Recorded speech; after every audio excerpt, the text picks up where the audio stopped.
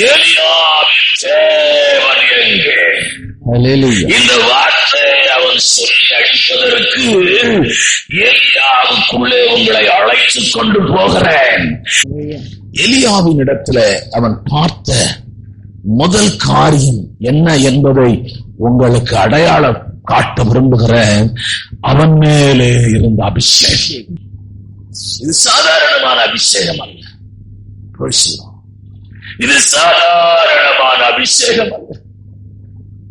இந்த அபிஷேகம் ஒரு மனுஷன் மேல் இறங்கின போதுதான் அவன் பத்மதீவிலே தரிசனங்களை காண்கிறான். அவனிடத்திலே அவன் கற்றுக்கொண்ட, அவனிடத்திலே பார்த்த இரண்டாவது காரியம் எலியா செய்த அற்புதங்கள். அவனுடைய ஊழியம் மற்றவர்கள் ஊழியம் போல அல்ல.